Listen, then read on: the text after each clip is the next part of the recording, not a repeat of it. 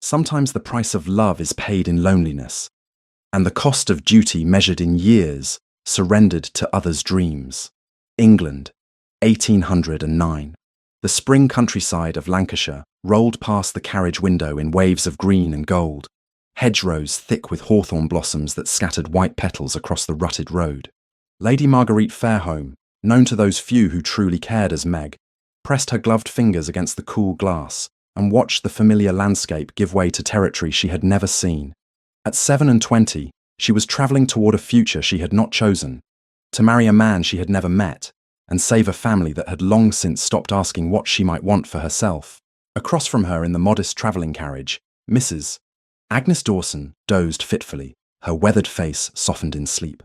The elderly woman had served the Fairholme household for 40 years, through prosperity and decline, through the death of Meg's mother 8 years past, and through the slow unravelling of her father's fortune. At 62, Mrs. Dawson had no business making this journey, but she had insisted with the stubborn loyalty that was her defining characteristic.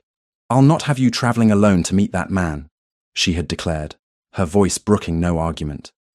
"Whatever Mr. Grimley may be, you'll arrive as a lady should, properly attended." Meg had not argued. The truth was, she welcomed the familiar presence, even if Mrs. Dawson's health was fragile and the journey taxing. In the weeks since her father, Viscount Edmund Fairholme, had announced the arrangement with Mr. Tobias Grimley, a wealthy merchant twice widowed and eager for a third wife of respectable lineage, Meg had felt herself becoming increasingly unmoored from the life she had known. She thought of Oliver, her younger brother, just 18, and in his second year at Cambridge. Bright, ambitious Oliver, who spoke of becoming a barrister and changing the world through law. Every shilling of his education had come from the careful management of household accounts that Meg had overseen for years, stretching their dwindling resources with a precision that would have impressed any London financier. She had sacrificed her own seasons, her own prospects, ensuring that Oliver would have what their father's gambling and poor investments had nearly destroyed. Now, with debts mounting and creditors growing impatient, Oliver's education hung in the balance.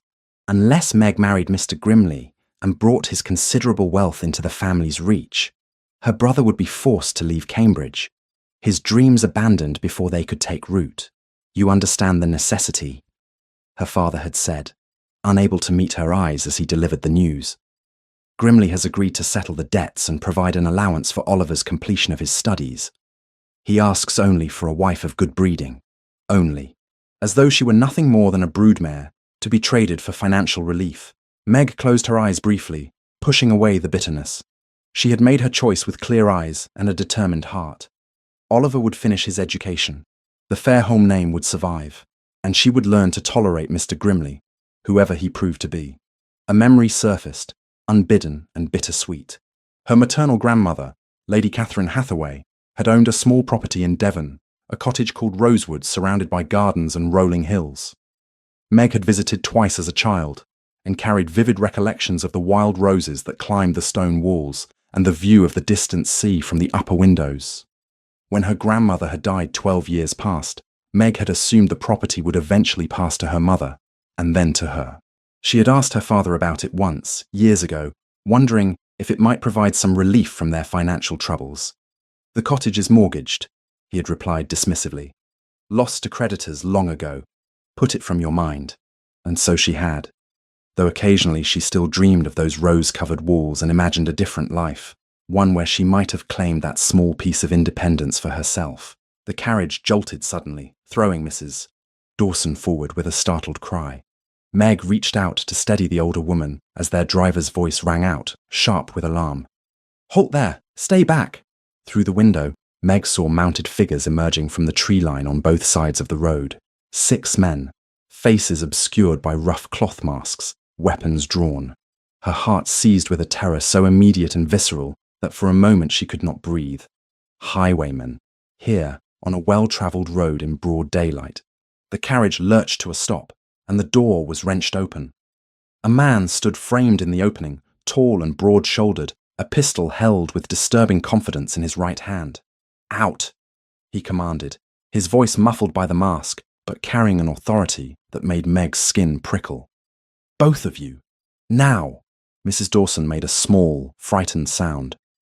Meg squeezed her hand once, then rose on trembling legs. She had heard stories of what happened to women who resisted highwaymen. Cooperation, she had been told, was the surest path to survival. "We are coming," she said, surprised by the steadiness of her own voice. "Please do not harm us. We will give you whatever you want." She descended first, then helped Mrs. Dawson down. The elderly woman clung to her arm, whimpering softly. Around them, the other masked men had formed a loose circle, their horses shifting restlessly. The spring sunlight that had seemed so benign moments ago now felt mockingly cheerful, illuminating a scene of violence in the making. The leader approached, his eyes visible above the mask, scanning Meg with an assessment that made her skin crawl. Yet something in his bearing struck her as odd. He moved with a precision that seemed at odds with the common criminal, his posture suggesting education rather than desperation. "Your valuables," he said.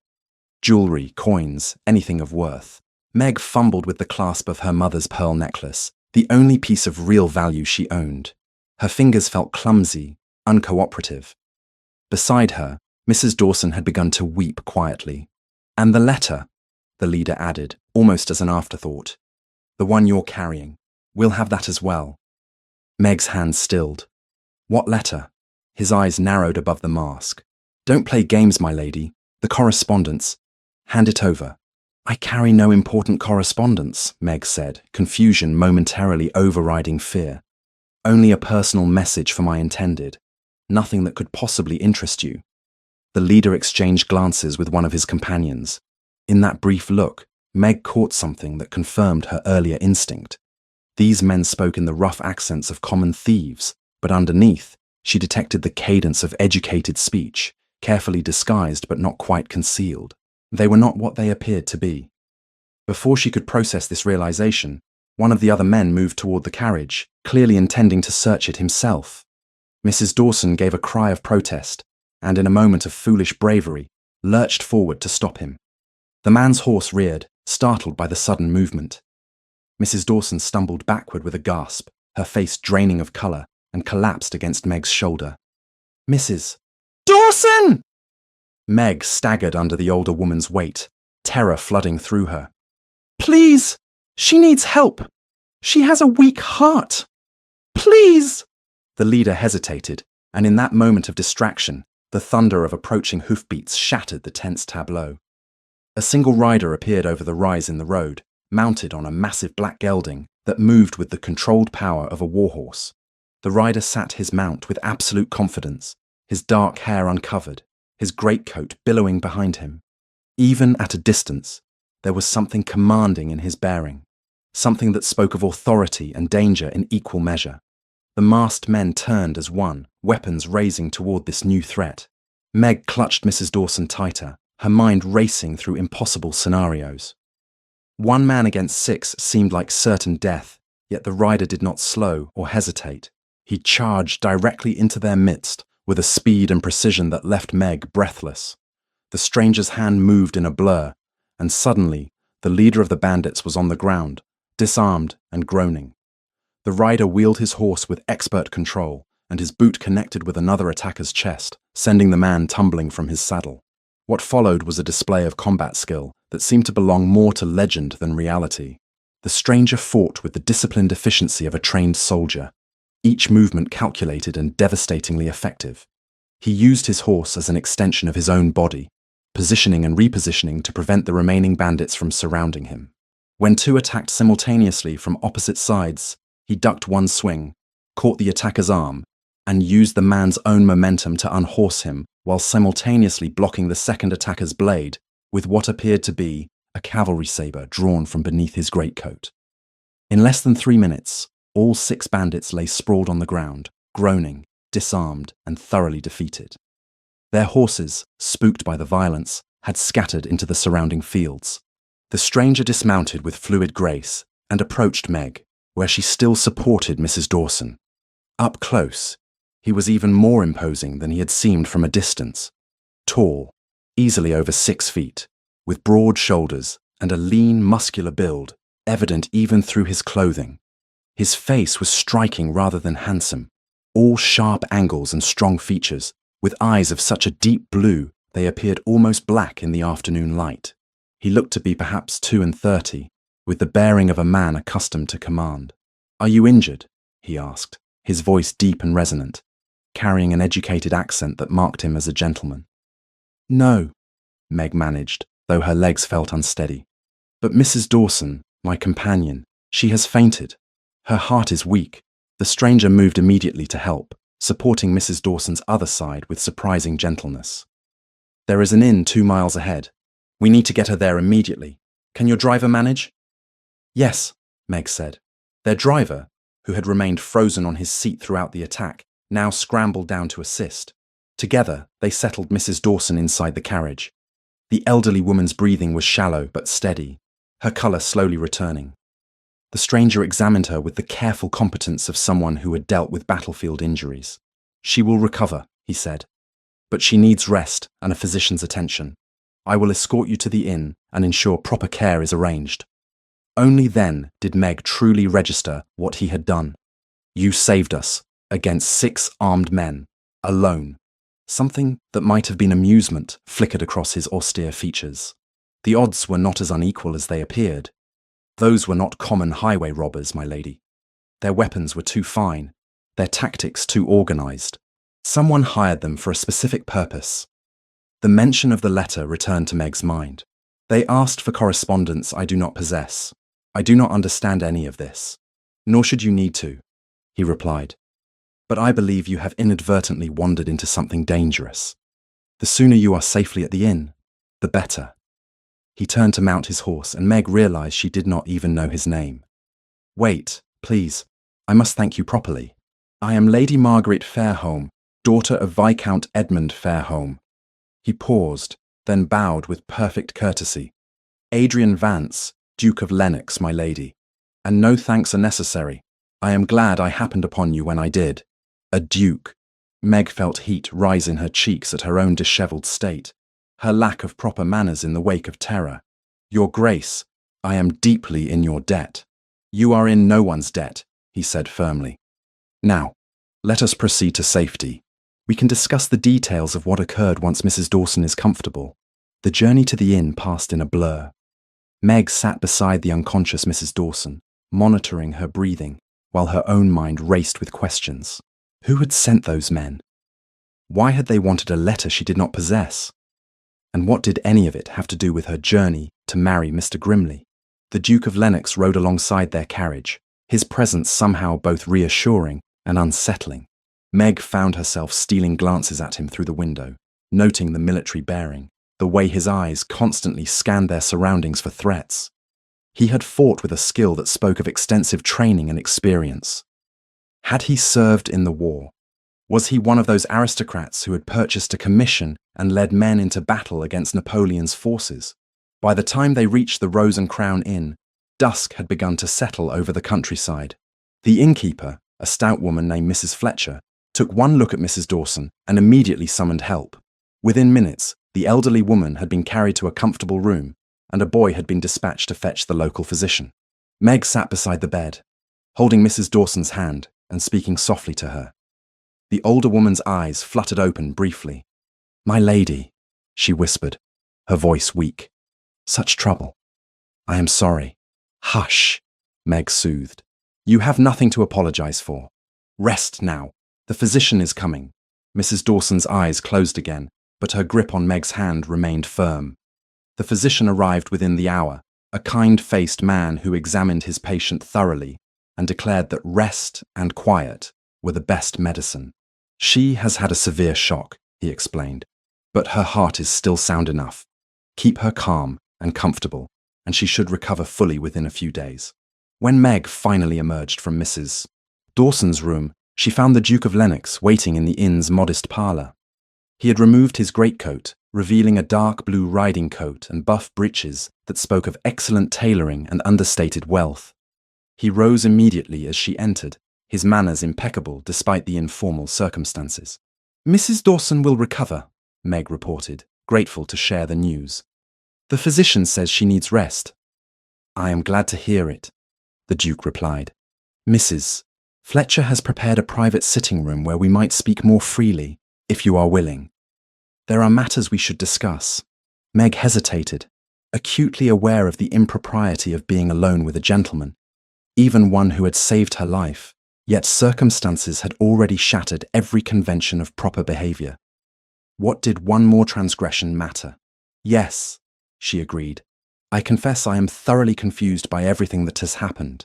The private sitting room was small but comfortable, with a fire burning cheerfully in the grate, and tea already laid out. The Duke waited until Meg was seated before taking his own chair across from her.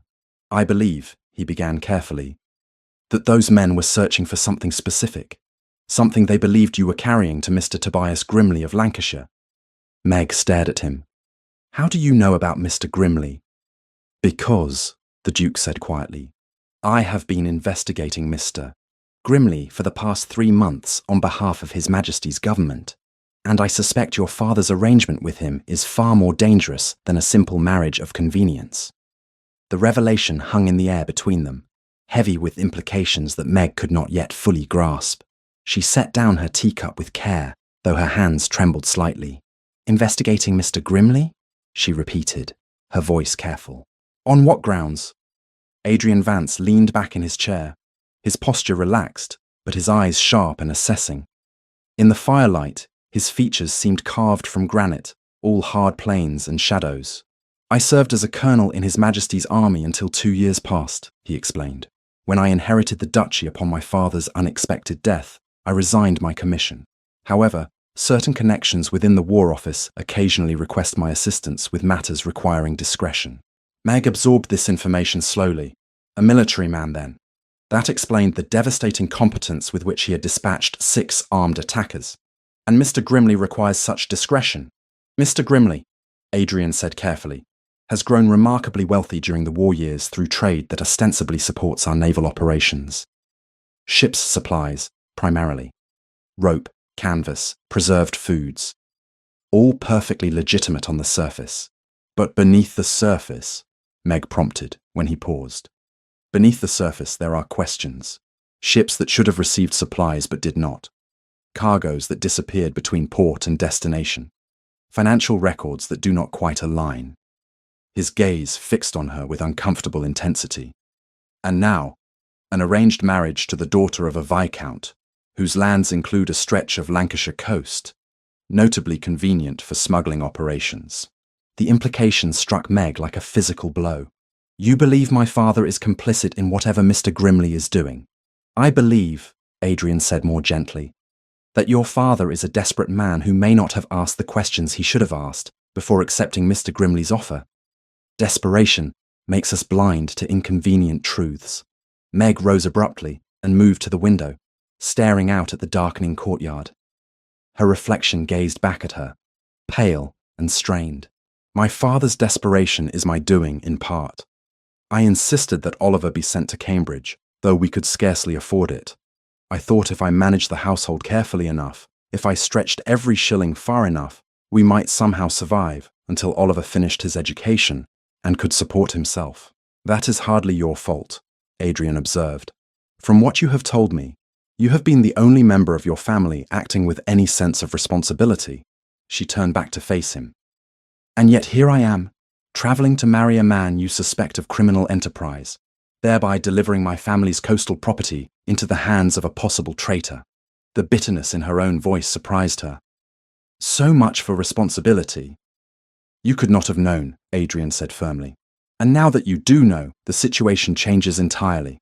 I cannot allow you to proceed to Grimley's estate without protection.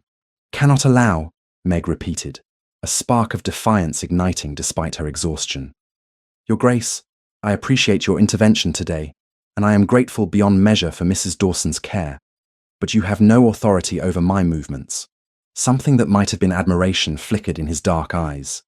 You are quite right. I apologize for the presumption. Allow me to rephrase. I am traveling in the same direction and would consider it an honor to provide escort, given the obvious danger you have already encountered. The more careful phrasing mollified her somewhat. Meg returned to her seat, considering his offer from all angles. If what you say about Mr. Grimley is true, then my arrival at his home with a duke as escort will certainly raise his suspicions. Would that not interfere with your investigation? An excellent point, Adrian acknowledged. But I suspect my investigation has already been compromised. Those men who attacked you were not common thieves. Their weapons, as I mentioned, were of military quality. 2 of them carried cavalry sabers of recent manufacture, and their tactics, though disguised as robbery, showed clear objective. They were searching for something specific. The letter they mentioned, Meg said. But I carry no important correspondence, only a brief message to Mr. Grimley informing him of my expected arrival date. May I see it? Meg hesitated only briefly before retrieving the folded paper from her reticule. Adrian examined it carefully, even holding it up to the firelight as though searching for hidden writing. Nothing obvious, he murmured. Yet someone believed you carried intelligence worth attacking for. That suggests they expected you to be carrying documents from your father to Grimley. Documents that perhaps detail the arrangement of the coastal property's use. My father gave me no such papers, Meg insisted. Only this simple message and instructions to comport myself appropriately as Mr. Grimley's intended bride. Adrian returned the letter to her. Then either your father chose not to entrust you with sensitive correspondence, or someone was misinformed about what you carried. Either way, you remain in danger. Grimley cannot know whether you possess damaging information or not. The logic was inescapable, though Meg found herself resisting its implications. To turn back now would mean returning to her father's house in disgrace, admitting failure and condemning Oliver to an unfinished education. Yet to proceed forward, knowing what she now knew, seemed equally impossible. I must think, she said finally. Mrs. Dawson needs to rest for several days in any case, according to the physician. That gives me time to consider my options. A wise decision, Adrian agreed. He rose, clearly preparing to take his leave. I have secured rooms here at the inn for the next 3 nights as well. If you require anything, or if you wish to discuss matters further, you need only send word. After he departed, Meg sat alone in the small parlour, watching the fire burn down to embers. The events of the day had left her feeling unmoored, as though the carefully constructed plan that had sustained her through weeks of dread had suddenly revealed itself as illusion. She had thought she understood her situation. Sacrifice her own prospects to save her family. Simple, if painful. Now nothing seemed simple at all. She checked on Mrs. Dawson before retiring to her own chamber. The elderly woman slept peacefully, her colour much improved. Meg squeezed her hand gently. I do not know what to do, she whispered into the quiet room. For once in my life, I truly do not know. The next morning brought clearer skies and a letter from Oliver. It had been forwarded from her father's house, and Mrs. Fletcher delivered it with breakfast. Meg broke the seal eagerly, hungry for her brother's familiar handwriting. Dearest Meg, I hope this letter finds you well and that your journey proceeds smoothly. I cannot adequately express my gratitude for the sacrifice you are making on my behalf. You have always been more mother than sister to me, and I am painfully aware that my education has cost you your own happiness. I want you to know that I have begun making inquiries about legal positions that might become available after I complete my final year. Mr. Thornbury, one of my professors, believes I show promise and has offered to write letters of recommendation. If all proceeds well, I may be able to secure a modest income within 18 months of graduation. What I mean to say, though I am doing it poorly, is that you need not feel bound forever by this arrangement. Once I am established, I shall do everything in my power to ensure you have choices again. You deserve happiness, Meg. You deserve to be more than the solution to our family's problems. Your loving brother, Oliver. Meg pressed the letter to her chest, emotion tightening her throat. Dear, earnest Oliver, trying so hard to absolve her of guilt when none of this was his doing. She composed a careful reply, informing him of the attack and Mrs. Dawson's illness, without mentioning her own doubts about proceeding to Grimley's estate. Oliver had enough concerns without adding to them. As she finished sealing the letter, a knock came at her door. Mrs. Fletcher announced that the Duke of Lennox requested a word, if she was receiving visitors. Meg found Adrian in the inn's small garden, examining the weapons he had collected from the attackers.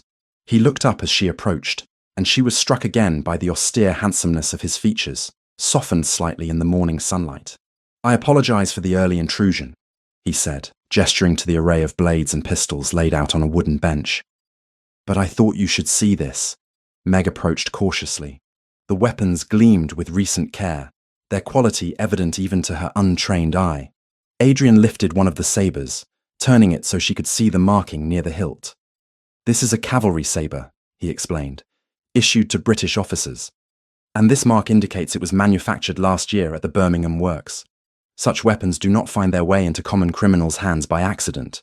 Someone supplied them," Meg said slowly, understanding dawning. "Someone with access to military stores." "Precisely.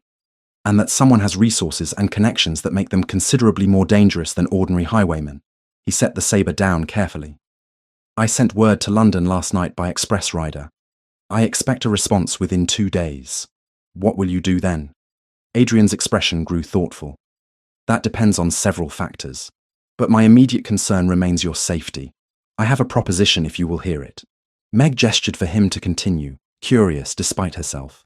"Mrs. Dawson requires rest and cannot travel for at least 3 more days," he said.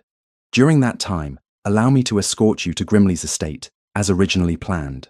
We will maintain the appearance of chance acquaintance, a duke who happened upon you after the attack and felt obligated to ensure your safe arrival. Nothing more." "To what purpose?" Meg asked.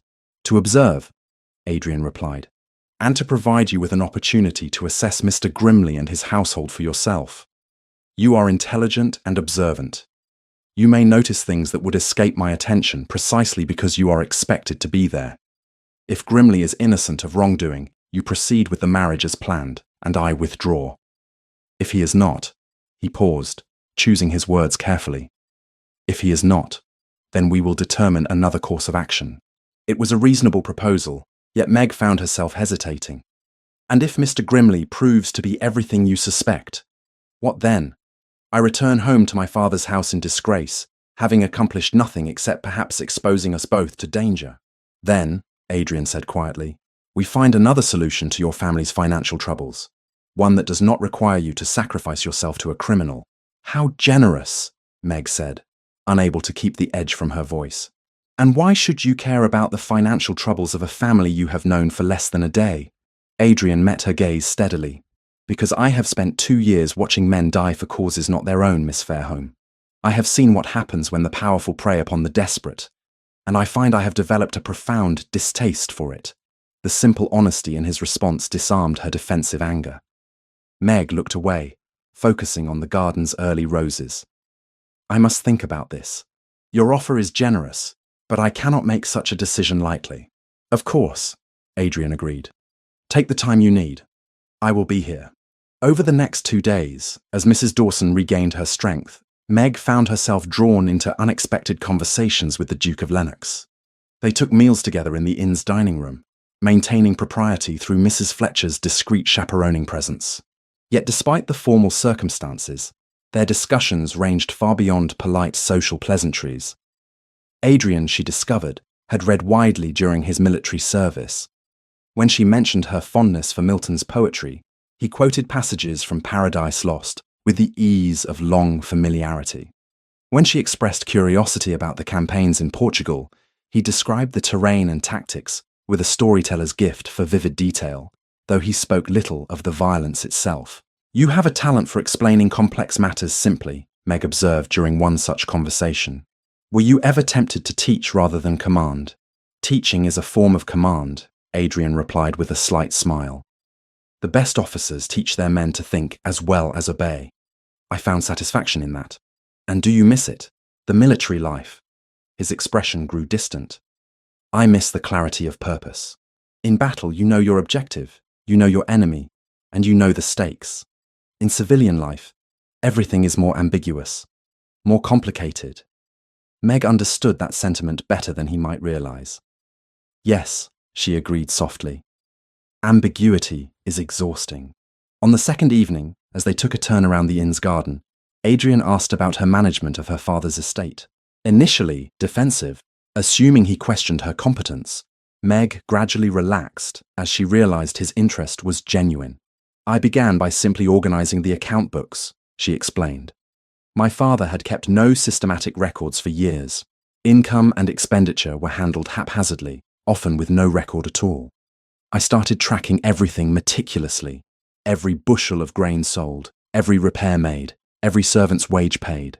That must have revealed uncomfortable truths, Adrian observed. It did, Meg confirmed. We were spending nearly twice what we earned. My father's gambling debts alone consume more than the estate generated in rents. I reduced the household staff, negotiated with merchants for better terms on supplies, and found buyers for items we no longer needed. Did your father approve of these changes? Meg laughed without humor. My father barely noticed. He was content so long as his immediate needs were met. It was Oliver who truly appreciated what I was doing. He helped me create a system for tracking tenant payments and seasonal expenses. Adrian stopped walking, turning to face her directly. Miss Fairholme, what you accomplished required considerable skill. Many estate managers with formal training could not have done as well. The unexpected praise brought warmth to her cheeks. I did what was necessary. Nothing more.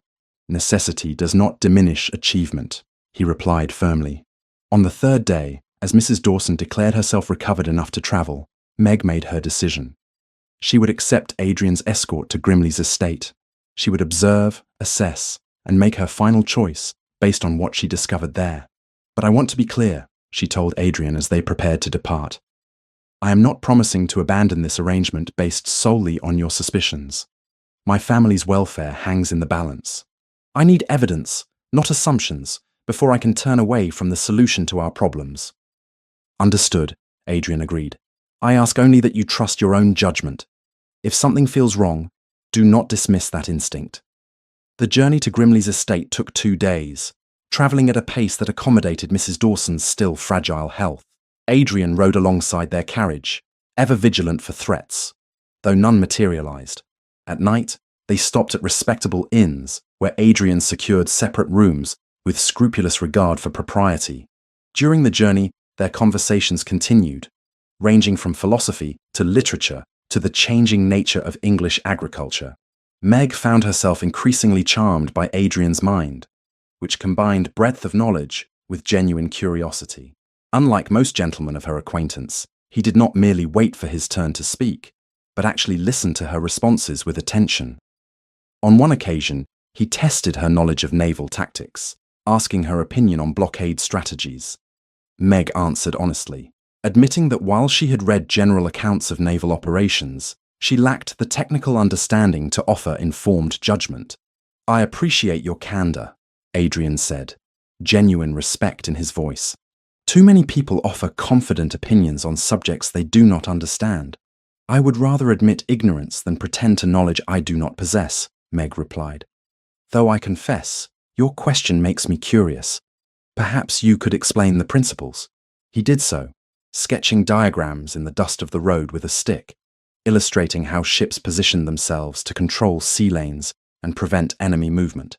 Meg found herself fascinated, not just by the information itself, but by the careful way he ensured she understood each concept before proceeding to the next.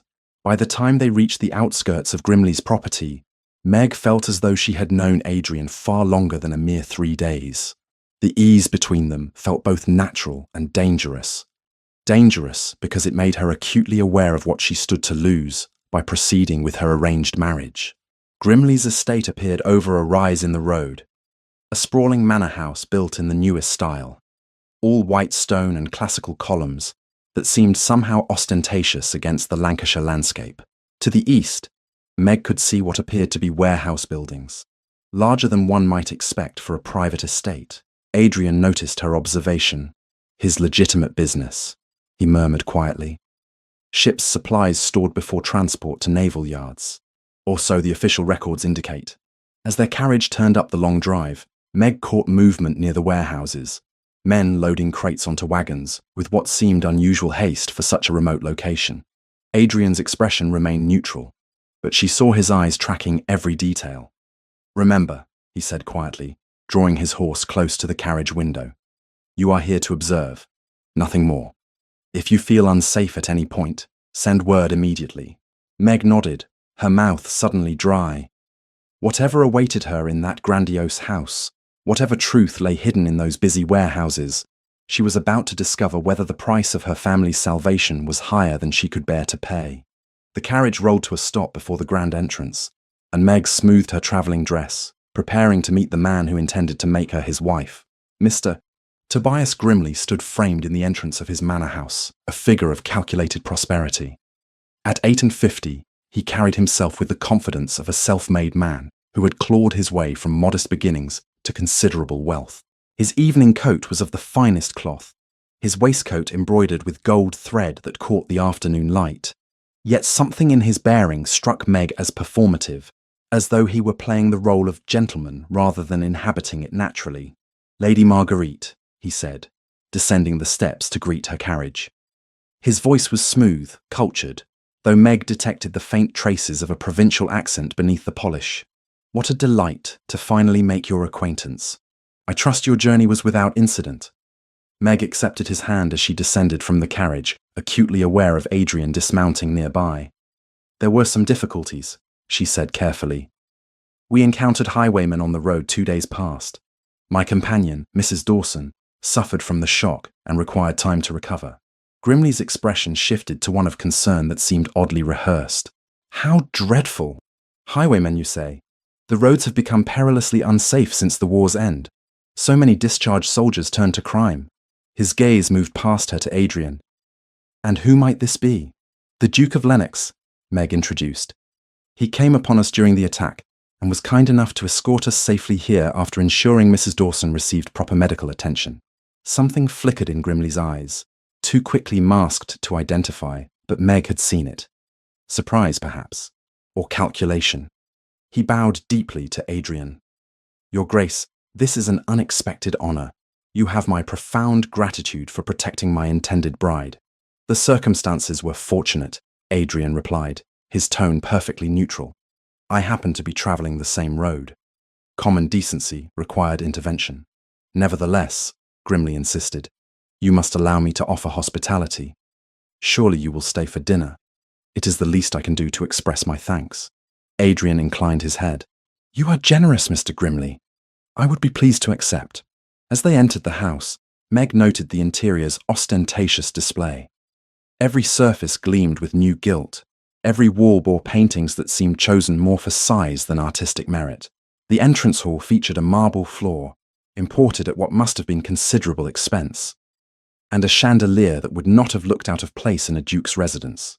It was wealth displayed without subtlety, as though Grimley felt compelled to announce his success to anyone who entered. A housekeeper appeared, middle-aged and efficient, directing servants to take Mrs. Dawson to a comfortable guest chamber. The elderly woman, still pale from the journey, squeezed Meg's hand before being led away. "I shall have my physician attend her," Grimley said. "Dr. Morrison is most competent." "Thank you," Meg replied. "She has been with my family for many years. Her welfare is important to me." Grimley gestured toward a drawing room decorated in the same lavish style as the entrance hall. "Please, both of you, take your ease. I shall have refreshments brought immediately, and we shall dine at 8. Lady Marguerite, I have prepared chambers for you in the east wing, with a view of the gardens I believe you will find most agreeable." The next few hours passed in the strange limbo of forced sociability. Grimley proved an attentive host, inquiring after Meg's journey, expressing concern for Mrs. Dawson's health, and making polite conversation with Adrian about matters of no particular consequence. Yet, beneath the surface courtesy, Meg sensed an undercurrent of tension, particularly when Grimley's gaze rested on Adrian. It was the wariness of a man confronted with an unexpected variable in his carefully laid plans. When they gathered for dinner, the dining room proved as excessive as the rest of the house. The table could have seated 20, though only 3 places had been set at one end. Crystal and silver gleamed in the candlelight, and the courses arrived in rapid succession, each more elaborate than the last. Throughout the meal, Grimley directed most of his conversation toward Meg, his questions carefully calibrated to extract specific information. "Your father's estate at Fairholme Manor," he said as the fish course was cleared. "I understand it includes a considerable stretch of coastline." "Some miles, yes," Meg replied cautiously, "though much of it is rocky and unsuitable for shipping. But there are coves, small harbours where boats might shelter." Meg set down her fork, discomfited by the directness of his inquiry. "I confess I have not surveyed the coast in detail. My responsibilities at Fairholme centred on the household accounts and inland properties." Grimley's smile tightened almost imperceptibly. Of course, of course. Forgive my commercial curiosity. I am always thinking of trade routes and opportunities. A failing of mine, I fear. One cannot build a business without such considerations. Adrian, who had remained largely silent through dinner, now spoke. Your business is naval supplies, I understand. A noble contribution to England's defence. Indeed, Grimley replied, warming to the topic.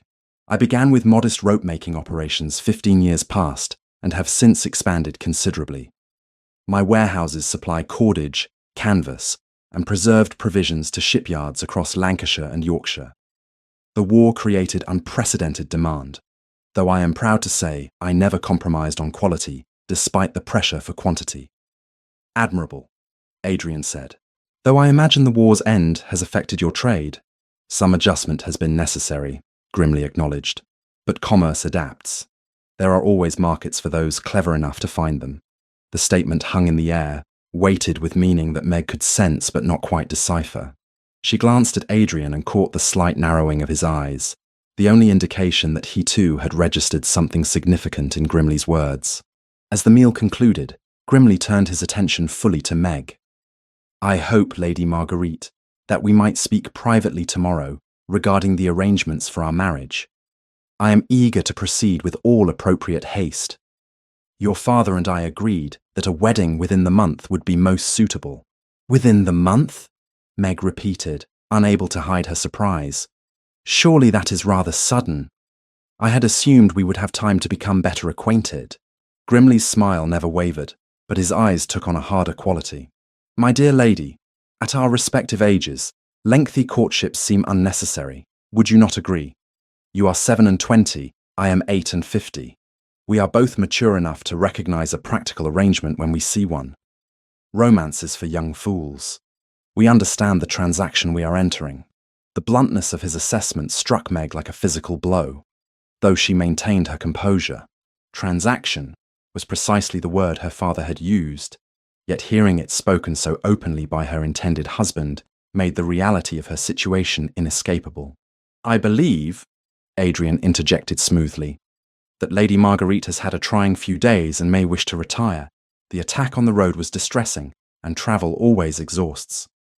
Grateful for the intervention, Meg rose. Yes, I confess myself quite fatigued, if you will excuse me, Mr. Grimley. Of course, my dear. Grimley stood, bowing formally. Sleep well, we shall have much to discuss on the morrow. A maid escorted Meg to her chambers, which proved as lavishly appointed as the rest of the house. Yet despite the comfort of the feather mattress and the fine linens, sleep eluded her. She lay in the darkness, listening to the unfamiliar sounds of the house settling around her, and tried to imagine spending her life in this place, bound to a man who spoke of their marriage as a transaction. The hours crawled past. Midnight came and went. Finally, unable to bear the confinement of her chamber any longer, Meg rose and wrapped a dressing gown over her nightdress. Perhaps a book from Grimley's library would help settle her restless thoughts. The house was dark and silent as she made her way down the corridor, guided by moonlight streaming through tall windows. She found the library on the ground floor, its door slightly ajar. Inside, leather-bound volumes lined the walls, though unlike the rest of the house's ostentatious display, these books appeared largely ornamental, their spines uncracked and pristine. Meg lit a single candle and began examining the shelves, searching for something that might hold her interest. It was while reaching for a volume of Shakespeare that she accidentally dislodged another book behind it. The fallen tome revealed a small recess in the wall, and within that recess, a sheaf of papers. Her heart hammering, Meg extracted the documents with trembling fingers. Even in the candlelight, she could see they were correspondence, some in English, some in what appeared to be French.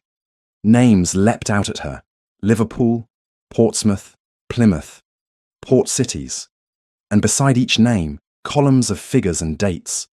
She could not read French fluently enough to decipher the coded portions of the correspondence, but certain phrases were clear enough. Shipment delayed. Route compromised. New contact necessary. A sound in the corridor froze her in place. Footsteps, approaching rapidly. Before she could return the papers to their hiding place, the library door swung fully open, and a large man filled the doorway. He was not one of the house servants she had seen earlier, but someone rougher, his clothing that of a laborer, his expression hard and dangerous. "What are you doing here?" he demanded, advancing into the room. Meg backed away, the papers still clutched in her hand. "I could not sleep. I merely came to find a book."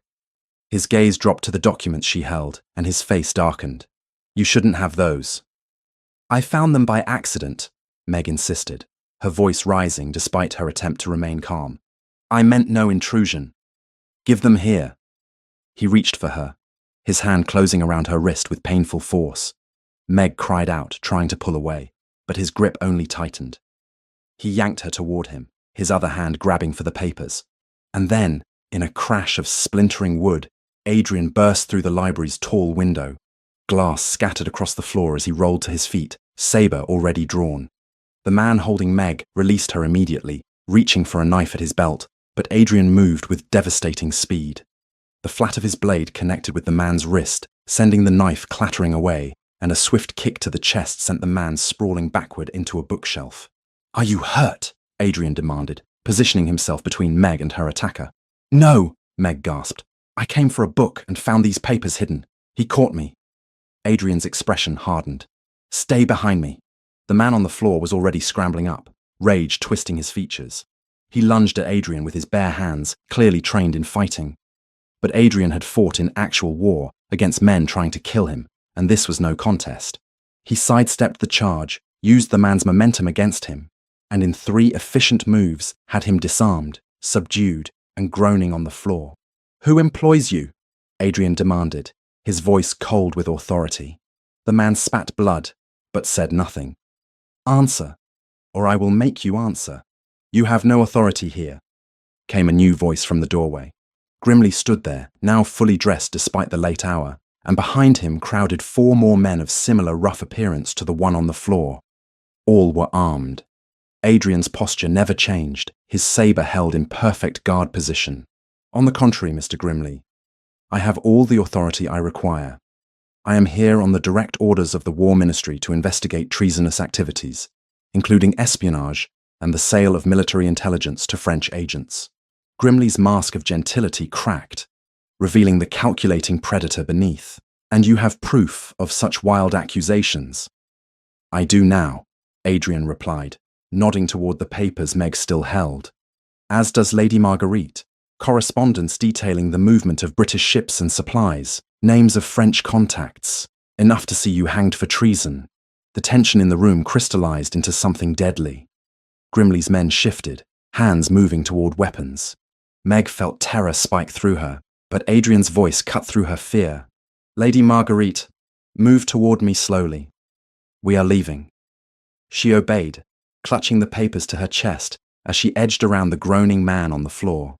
Adrian never took his eyes from Grimley and his men, his blade steady in his hand. "You cannot simply walk out of here, Your Grace," Grimley said softly. 5 armed men against 1. "Even a duke's privilege has limits." "Then we will discover those limits," Adrian replied. "But I assure you, Mr. Grimley, several of your men will die before I fall, and my death would bring far more scrutiny than you can afford. The War Ministry knows exactly where I am and why. If I do not report back by dawn, soldiers will descend on this place before you can burn half the evidence." The statement was delivered with such absolute conviction that Grimley hesitated. In that moment of uncertainty, Adrian moved. He grabbed Meg's hand and pulled her toward the shattered window. "Run!" he commanded. They burst into the night air, Meg still clutching the papers, Adrian's hand iron firm around hers. Behind them, she heard Grimley shouting orders. They ran across the manicured lawns toward the stables, where Adrian had apparently left his horse already saddled and ready. "Up!" he ordered, lifting Meg into the saddle with startling strength before swinging up behind her. His arm came around her waist, securing her against his chest, and then they were galloping into the darkness, the sound of pursuit rising behind them. The ride that followed blurred into a nightmare of pounding hooves and terrified flight. Meg clung to the saddle, feeling Adrian's body move with the horse's rhythm, his arm holding her safe even as they flew through the night at reckless speed. She heard shouts behind them, the crack of pistol fire, but Adrian never slowed, guiding his mount along roads he must have scouted earlier. After what felt like hours, but could only have been perhaps 30 minutes, They arrived at a different manor house, this one dark and quiet. Adrian reined in at the entrance and dismounted, lifting Meg down with the same care he had shown throughout their flight. "Where are we?" she asked, her voice shaking. "Bancroft Hall," Adrian replied, pounding on the door. "Sir William Bancroft served under my command in Portugal. He is absolutely trustworthy." The door opened to reveal a butler in nightclothes, his expression moving from annoyance to immediate attention when he recognized Adrian. "Your Grace." "What?" "Fetch Sir William immediately," Adrian commanded. "And wake Lady Bancroft. We have a lady in distress who requires shelter and protection." Within minutes, the house had come alive. Sir William Bancroft, a man in his late 40s with the bearing of a soldier, appeared fully dressed and alert. His wife, Lady Bancroft, followed moments later. Her kindly face creased with concern. "Adrian," Sir William said, clasping his friend's shoulder. "What trouble have you found this time?" "Treason," Adrian replied bluntly. "Espionage, smuggling, and likely murder if we had not escaped when we did. This is Lady Marguerite Fairholme. She was to marry the man I have been investigating, Mr. Tobias Grimley. She is now a witness and likely a target. I need to send urgent word to London and secure her safety." Lady Bancroft immediately took Meg's arm, her touch gentle and maternal. "You poor dear. Come, let us get you warm and safe. William, have your men stand watch. Adrian, send your messages. We will protect this young lady with our lives, if necessary." As Lady Bancroft led her away, Meg looked back to see Adrian already writing rapidly, his face grim and focused. She clutched the stolen papers against her chest, evidence that had transformed her from bride to fugitive in the space of a single night. Her carefully planned sacrifice to save her family had just become something far more dangerous and far more complicated than she had ever imagined. The morning sun streamed through the tall windows of Bancroft Hall's library, where Adrian had spread the stolen documents across a mahogany table. Meg stood beside him, watching as his finger traced lines of text, his expression growing darker with each page he examined. "These are not merely smuggling records," he said quietly, his voice carrying the weight of grim certainty. "These are intelligence reports, troop movements, supply shipments, naval deployments.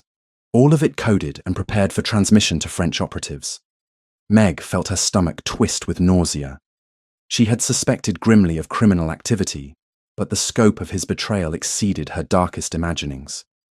"He is selling information that could cost British soldiers their lives." "He has been selling such information for years," Adrian replied, setting down one document and picking up another. "Look at these dates. This correspondence goes back to 1806, 3 years into the war. Grimley has been operating as a spy while posing as a loyal supplier to His Majesty's Navy.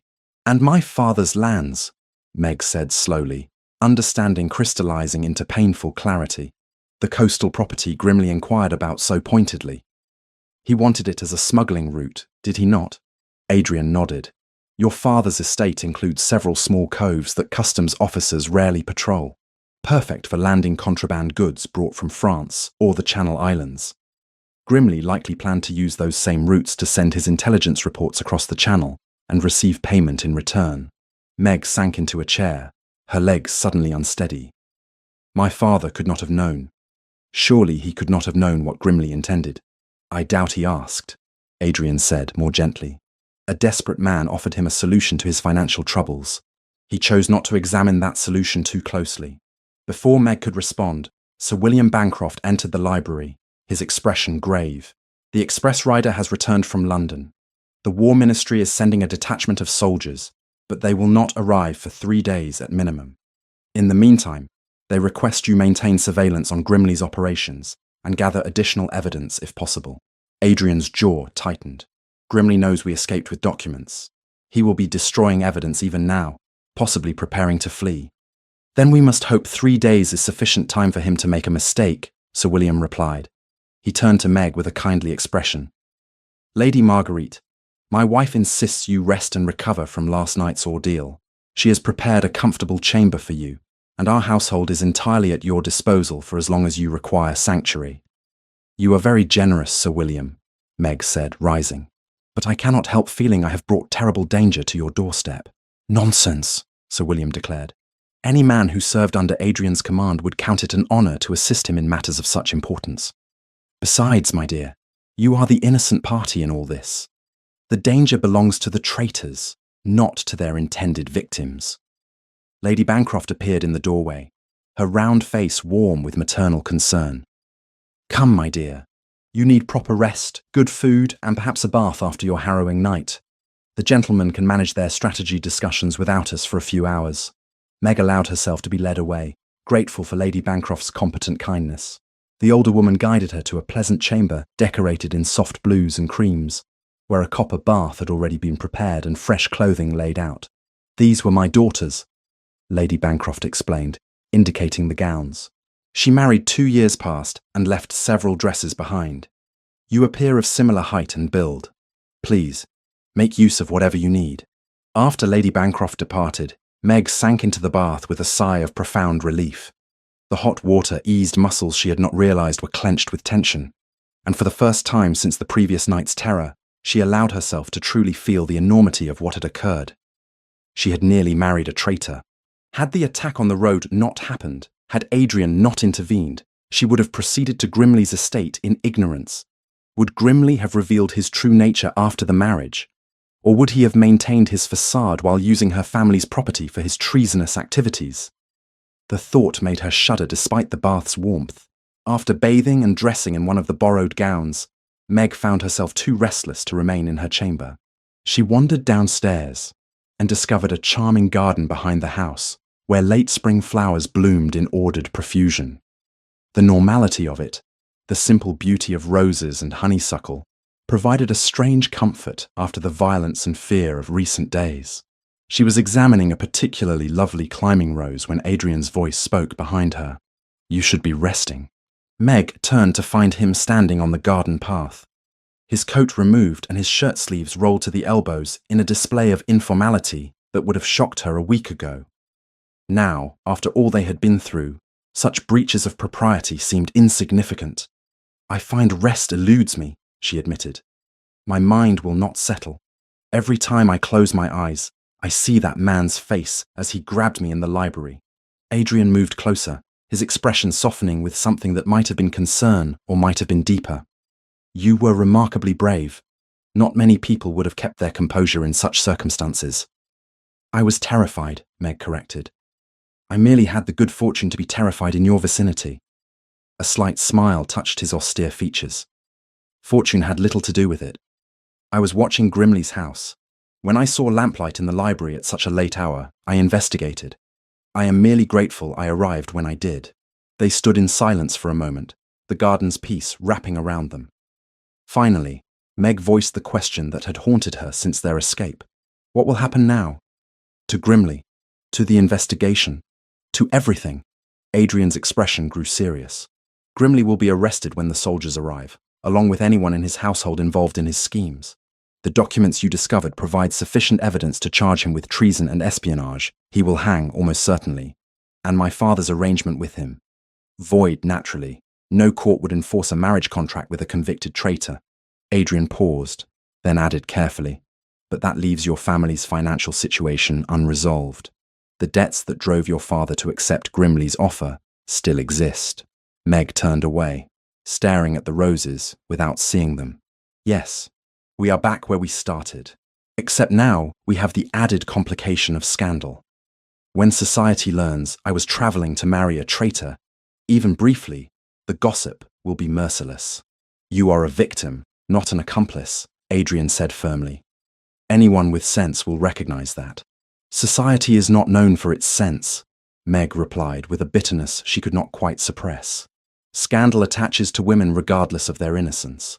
I will be the subject of whispers and speculation. Oliver's prospects may suffer by association. And my father... She trailed off, uncertain how to complete that thought. Your father's choices created this situation, Adrian said, moving to stand beside her. You bear no responsibility for his failings. Meg appreciated the sentiment, though it provided little practical comfort. Perhaps not, but I will bear the consequences nonetheless. They remained in the garden for some time, speaking of lighter matters. Adrian described his time in Portugal with a storyteller's gift, painting vivid pictures of the landscape and the people he had encountered. Meg found herself sharing memories of her childhood before her mother's death, when Fairholme Manor had been a place of warmth and laughter. "You carry too much," Adrian observed at one point. "You have spent years shouldering responsibilities that should never have fallen to you." "Someone had to," Meg replied simply. "Oliver needed guidance. The household needed management. If I had not stepped forward, everything would have collapsed years ago." "And what did you need?" Adrian asked quietly. "Who shouldered your burdens?" The question struck something deep within her, a loneliness so profound she had learned not to acknowledge it. "I managed," she said, but her voice wavered slightly. Adrian's hand found hers, his touch warm and steady. "You should not have had to simply manage. You deserved more." Before Meg could respond to this unexpected tenderness, a commotion at the front of the house drew their attention. Voices, urgent and familiar, carried through the open windows. "Where is she? Where is my sister?" "Oliver." Meg ran toward the house, arriving in the entrance hall to find her brother arguing with Sir William's butler. At 18, Oliver was tall and gangly, still growing into his height, with unruly brown hair and eyes the same green moss shade as Meg's. He looked exhausted, his travelling clothes dusty and his face drawn with worry. "Oliver!" Meg cried, and he turned, relief flooding his features. "Meg!" He crossed the hall in 3 strides and pulled her into a fierce embrace. "Thank God! Your letter said you were safe, but I had to see for myself." "How did you get here so quickly?" Meg asked, pulling back to look at him properly. "Cambridge is days away." "No, I left the moment your first letter arrived describing the attack on the road," Oliver explained. "I knew something was wrong. And then your second letter, the one sent from here, confirmed my worst fears. Mr. Grimley is a traitor. You nearly married a traitor." "I am safe," Meg assured him. "Thanks to the Duke of Lennox." Oliver's gaze moved past her to where Adrian had entered the hall. The young man straightened, attempting to compose himself into something resembling proper deportment. "Your Grace, I owe you a debt I can never adequately repay. My sister is everything to me. If anything had happened to her—" "Nothing did happen," Adrian interrupted firmly. "And no debt exists.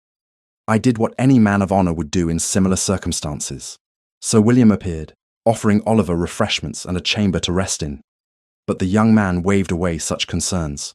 "I must know everything. What truly happened? What danger remains?" They gathered in the library, where Adrian laid out the full scope of Grimley's treachery.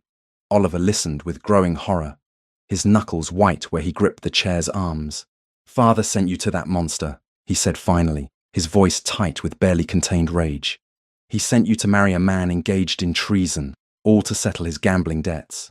"Father could not have known the full extent of Grimley's activities," Meg said, though the defense felt hollow even to her own ears. "Could he not?" Oliver challenged. "I spoke with some of the servants before I left Fairholme Manor. They whisper about Father's desperation, about the visitors who came at odd hours, about the amounts of money he owed. He would have accepted any offer from anyone, regardless of their character or intentions. Pay." The accusation hung in the air, stark and painful in its truth. Meg wanted to defend their father, but the words would not come. She had spent so many years making excuses for Viscount Edmund Fairholme's failures, stretching household funds to cover his gambling losses, maintaining appearances while he drank away their remaining resources. When had her defense of him become automatic rather than sincere? "I tried to travel faster," Oliver continued, his voice breaking slightly. "When I received your letters, I went immediately to Father, thinking he might help arrange swift transport. He refused, said you were capable of managing your own affairs, that I was overreacting to ordinary travel difficulties." Meg felt something crack inside her chest. "He said that?" His exact words were, "Meg has always been remarkably competent at handling unpleasant situations. I am certain she will manage this one as well." Oliver's expression twisted with bitterness. "As though you were dealing with a difficult merchant rather than a potential traitor." Adrian, who had been watching this exchange silently, now spoke. "Your father's failures do not define either of you. You have both demonstrated remarkable courage and integrity, despite his influence, not because of it." "Easy words for a duke," Oliver said, though not unkindly. "You do not understand what it is to depend on someone so fundamentally unreliable." "Perhaps not," Adrian acknowledged. But I understand duty, and I understand the weight of responsibility shouldered by those forced to compensate for others' weakness. I have seen it in soldiers who fought brilliantly despite incompetent commanders. I see it now in both of you. Before the conversation could continue, Sir William entered with news that cast a shadow over the entire day. "Express rider from London," he announced grimly. "The soldiers have encountered delays. They will not arrive for 5 days, possibly 6. Adrian's expression darkened. 5 days is an eternity. Grimly will use that time to destroy evidence and coordinate with his confederates. There is more, Sir William continued. My sources indicate that Grimly has fled his estate. His whereabouts are currently unknown, though reports suggest he may be attempting to reach the coast and secure passage to France. Then we must find him before he escapes, Adrian said immediately, rising from his chair. Adrian, Sir William cautioned, you are one man. Grimly will have resources, allies, men willing to kill to protect their conspiracy. Then I will need to be very careful, Adrian replied, his tone brooking no argument. Lady Marguerite discovered evidence that can hang a traitor. I will not allow that traitor to escape justice simply because the army moves slowly. Meg stood as well. I am coming with you. Absolutely not, Adrian said firmly. You have been through enough already. That evidence was discovered by me at considerable risk, Meg countered. And those documents detail the use of my family's property in treasonous activities. This is my concern as much as yours. Meg, he is right, Oliver interjected. This is too dangerous. And yet danger found me regardless, Meg replied, her voice steady despite the fear coiling in her stomach. At least if I accompany His Grace, I will face it with someone capable of protection, rather than stumbling into it alone as I did before. Adrian studied her face for a long moment, and Meg met his gaze without flinching. Finally, he nodded slowly. Very well. But you will follow my instructions without question, and at the first sign of serious danger, you will retreat to safety. Agreed? Agreed, Meg said, relief and apprehension warring within her. That evening, as plans were made and preparations begun, Meg found herself in the garden again, seeking the peace of growing things under the stars. Adrian joined her, as she had somehow known he would. Are you certain about tomorrow? He asked quietly. No, Meg admitted. But I am certain that I cannot remain here in safety while others risk themselves on my behalf. I have spent too many years being protected, being managed, being told what I should and should not do. This is my choice. Adrian was silent for a moment. Then, unexpectedly, he smiled. You are quite remarkable, Lady Marguerite Fairholme. I am terrified, Meg corrected, merely too stubborn to show it. Bravery and terror are not mutually exclusive, Adrian observed. The bravest men I ever commanded were those who felt fear and acted anyway. They stood together in the darkness, the garden's roses releasing their perfume into the night air. Slowly, carefully, Adrian reached out and took her hand. The touch was gentle, questioning, and Meg found herself curling her fingers around his in answer. When this is over, he said softly, when Grimly is captured and the danger past, I should like to speak with you about matters unrelated to treason and espionage. Meg's heart hammered in her chest. What matters? Matters of a more personal nature, Adrian replied. Matters I cannot properly address while your life remains in danger and your future uncertain. I see, Meg whispered, though she did not see at all, could not quite allow herself to hope that he might mean what she desperately wanted him to mean. Adrian lifted her hand to his lips, pressing a kiss to her knuckles, with a gentleness that seemed at odds with his martial bearing. Survive the next few days with me, Marguerite. Then we shall discuss what comes after. The use of her given name sent warmth flooding through her. I shall do my best, Your Grace. Adrian, he corrected gently.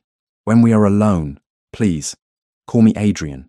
Adrian, she repeated, tasting his name on her tongue and finding she liked the shape of it. Above them, stars wheeled in their ancient paths, indifferent to human dramas of love and treason unfolding beneath their cold light. Tomorrow would bring danger, confrontation, and the reckoning that came from choosing courage over safety. But tonight, in a garden filled with roses, Meg allowed herself to feel something other than duty and responsibility. She allowed herself to feel hope. The dawn after their conversation in the garden arrived too quickly. Meg found Adrian in the stable yard as Sir William's grooms prepared horses for the journey to London. He looked every inch the military officer again, his greatcoat fastened against the morning chill, his expression focused and distant. "Are you certain you wish to proceed to London?" he asked when he saw her approach. "Sir William and Lady Bancroft have offered you sanctuary here for as long as necessary." "I am certain," Meg replied, though her stomach churned with apprehension. "You said yourself that Grimley's capture is not guaranteed. I would rather be where I can learn news immediately than wait here in ignorance." Adrian studied her face, then nodded slowly. "Very well. But there are matters we must discuss before we depart. Walk with me?" They moved away from the stable yard toward a small copse of trees at the edge of the Bancroft property. The morning mist hung low over the fields, lending the landscape an ethereal quality. When they were sufficiently distant from prying ears, Adrian stopped and turned to face her. "What I said last night, about speaking with you once this danger has passed," he began, his voice careful. "I meant every word, but I must be honest with you about the complications we face." Meg felt her heart begin to race. "What complications?" "When we return to London, when Grimley is captured and the investigation concluded, society will learn of your involvement in this affair. The scandal will be considerable. A lady travelling to marry a traitor, fleeing in the night with a duke, remaining at his friend's estate without family chaperone." Adrian's expression grew troubled. "Your reputation will suffer, regardless of your innocence." "I am aware of that," Meg said quietly. "And I," Adrian continued, "as the Duke of Lennox, have certain obligations, expectations about whom I should marry, how I should conduct myself. My involvement in this investigation has been discreet, precisely because my position requires discretion." Meg felt something cold settle in her chest. "I see. You are saying that whatever feelings may exist between us, they cannot overcome the difference in our stations, or the scandal that surrounds me." No," Adrian said firmly, reaching for her hand. "That is not what I am saying. I am saying that I cannot, in good conscience, make you promises while your life remains in danger and your future uncertain.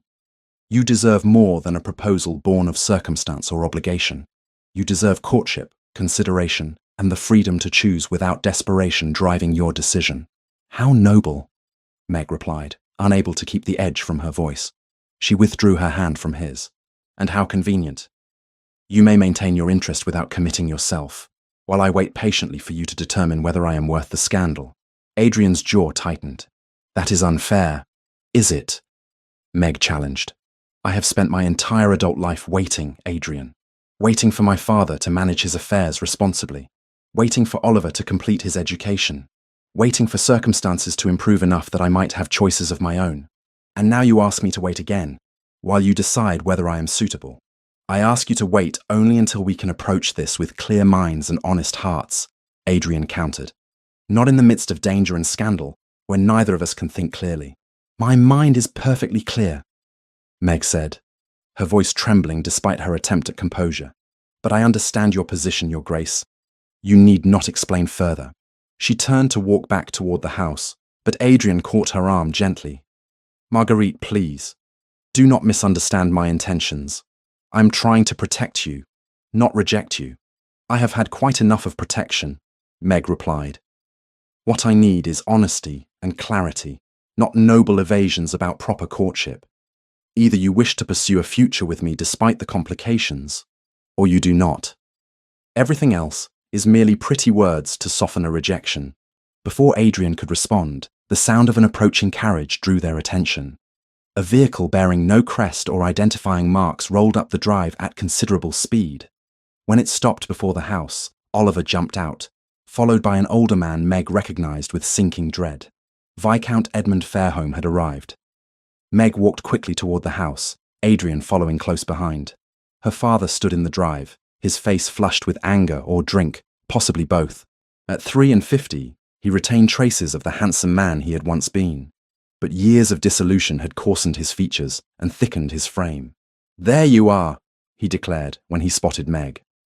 "Running off into the night, causing scandal, associating with dukes. Have you any idea what your behavior has cost this family?" "Father," Oliver said warningly. I explained everything in my letter. Meg was escaping a dangerous situation. B. A situation she need not have escaped had she simply conducted herself appropriately, the Viscount snapped. Mr. Grimley was a respectable businessman offering a generous settlement. Now his estate is abandoned, soldiers are searching for him, and the Fairholme name is being whispered about in connection with treason. Mr. Grimley is a spy and a traitor, Meg said, her voice cold. He intended to use our coastal property for smuggling operations and intelligence transfer to French agents. Had I married him, our entire family would have been implicated in his crimes. Accusations, her father dismissed. Hysterical feminine accusations with no proof. Adrian stepped forward, his presence commanding immediate attention. I am the Duke of Lennox, and I can assure you, sir, that the accusations against Mr. Grimley are supported by substantial evidence. Your daughter's courage in escaping his household and preserving that evidence has likely prevented further British casualties in the war effort. Viscount Fairholme blinked at Adrian, clearly unaccustomed to being contradicted by anyone, let alone a duke. Your Grace, I meant no disrespect. But surely you understand that a father must be concerned about his daughter's reputation. This scandal will make her unmarriageable. She was travelling to marry a traitor at your insistence, Adrian said, his voice taking on a dangerous edge. Any scandal that results falls squarely upon your shoulders, not hers. The Viscount's face darkened. How dare you presume to lecture me about my own daughter? I am her father. I made the arrangement with Grimley in good faith, attempting to secure her future. You made the arrangement to settle your gambling debts, Oliver interjected sharply. Do not pretend this was about Meg's welfare. Oliver, their father said warningly. No, Oliver continued, his voice rising. I will not be silent anymore. Meg has sacrificed everything for this family. She managed your estate, stretched our resources to pay for my education, and finally agreed to marry a stranger to save us from your financial disasters. And now you arrive here concerned not for her safety, but for your reputation. You forget yourself, boy, the Viscount snarled. I forget nothing, Oliver shot back. I remember every sacrifice Meg made while you drank and gambled away what little we had left. I remember her sitting up nights managing account books you could not be bothered to examine. I remember her giving up her own seasons so I could attend Cambridge. And I am done pretending you are anything other than what you are. A selfish, irresponsible failure of a father. The words hung in the air, shocking in their honesty. The Viscount stared at his son, his face cycling through rage, shame, and finally a kind of deflated defeat. You have no idea what pressures I have faced, he said finally, his voice subdued. Then perhaps you should have asked for help rather than creating more problems, Oliver replied, though his tone had softened slightly. Sir William, who had emerged from the house during this confrontation, now stepped forward diplomatically. Perhaps we should continue this discussion inside, over refreshment. I'm certain we can address these matters more calmly in a proper setting. As they moved toward the house, the Viscount walked beside Meg. Your mother would have managed things better, he said quietly, the admission costing him visible effort. I have made a disaster of everything since she died. It was the closest to an apology Meg had ever heard from her father. She felt a complex mixture of anger, pity, and exhaustion. Yes, she agreed simply. You have. Inside, gathered in the Bancroft drawing room, the full situation was laid out for Viscount Fairholme. Adrian explained the evidence against Grimley, the scope of his treasonous activities, and the danger Meg had faced. Sir William confirmed the authenticity of the documents and the War Ministry's involvement in the investigation. Throughout the recitation, the Viscount grew progressively paler. Finally, he spoke. The coastal property. He specifically asked about the coastal property when negotiating the marriage settlement. Because he intended to use it for his smuggling operations, Adrian confirmed. Your daughter's marriage would have given him legal access to those coves. I never imagined, the Viscount murmured. I thought him merely a merchant, wealthy, eager for a connection to the nobility, but nothing more sinister. You did not ask, Meg said quietly. You needed money, and he offered it. That was sufficient. Her father met her gaze, and for once, he did not look away from the accusation. You are right. I did not ask because I did not want to know. A long silence followed. Then, unexpectedly, the Viscount spoke again. The cottage. The property your grandmother left. I told you it was mortgaged, but that was a lie. Meg felt her breath catch. What? Rosewood Cottage in Devon, her father continued, not meeting her eyes. Your maternal grandmother left it specifically to you in her will. It was never part of the Fairholme estate, never subject to my debts. I told you it was lost because I did not want you making plans for independence. I needed you at Fairholme Manor, managing the household I could not be bothered to manage myself. The betrayal struck Meg like a physical blow. For years, she had believed herself entirely dependent on her father's failing estate, with no alternatives. All that time, she had owned property of her own, a small piece of independence deliberately kept from her. You lied to me, she whispered. For years, you lied to me about my own inheritance. Yes, the Viscount admitted, shame colouring his voice. I am sorry. Oliver stood abruptly. Sorry? You deliberately kept Meg trapped in servitude to your household, and you think sorry is sufficient. No, their father said wearily. I do not suppose it is. But it is all I have to offer. Adrian had been watching this exchange with an unreadable expression. Now he spoke. Lady Marguerite, I must depart for London today to coordinate Grimley's capture and deliver the evidence to the War Ministry. What do you wish to do? Meg looked at him, then at her father, then at Oliver. I wish to claim what is rightfully mine. Rosewood Cottage. I want the legal documents confirming my ownership, and I want them today. The Viscount nodded slowly. I will have my solicitor send them to you here within the week. Today, Meg repeated firmly. Oliver can ride to Fairholme Manor with you and bring them back immediately. I will not accept further delays or convenient forgetfulness. Today, her father agreed, the defeat evident in his voice. After the Viscount and Oliver departed to retrieve the necessary documents, Meg found herself alone with Adrian in the garden once more. The conversation felt unfinished, weighted with things unsaid. I handled our earlier discussion poorly, Adrian said without preamble. I was trying to be honourable, but instead I hurt you. That was not my intention. I know, Meg replied, but understanding your intentions does not change how your words felt. When this is over, Adrian said carefully, when Grimley is captured and you have claimed your property and had time to consider your options, I would very much like to court you properly, not because of obligation or scandal, but because in the short time I have known you, I have come to admire you more than any woman I have ever met. And if society disapproves? Meg asked. If the scandal proves too great? Then society will learn that the Duke of Lennox does not require their approval to choose his own Duchess. Adrian replied, his voice carrying absolute conviction. Meg felt tears prick at her eyes, despite her determination to remain composed. I do not need pretty words, Adrian. I need to know that you mean what you say, that you will not change your mind when the full weight of scandal descends. I mean every word, he said, taking her hands in his. But I also believe you need time to discover who you are when you are not carrying the weight of your family's survival. You have property of your own now, independence. You should experience that freedom before binding yourself to anyone, even me. It was sensible, practical advice. It was also, Meg had to admit, exactly what she needed to hear. Very well, go to London, capture your traitor. I shall claim my cottage and determine what independence feels like. And then? Adrian asked softly. And then, Meg replied, if you still wish to court a scandalous lady with a penchant for discovering treasonous correspondence, I may be persuaded to receive your attentions. Adrian smiled, a rare, genuine expression that transformed his austere features. He lifted her hands to his lips, pressing a kiss to each palm. I shall hold you to that promise. He departed within the hour, riding toward London and the final confrontation with Grimley. Meg watched him go, her emotions a tangled mess of hope, fear, and something that might have been the beginning of love. Oliver returned that evening with the legal documents confirming Meg's ownership of Rosewood Cottage. Also included were letters from her grandmother, written years ago and never delivered, expressing hope that the property would give Meg independence and choices her own mother had lacked.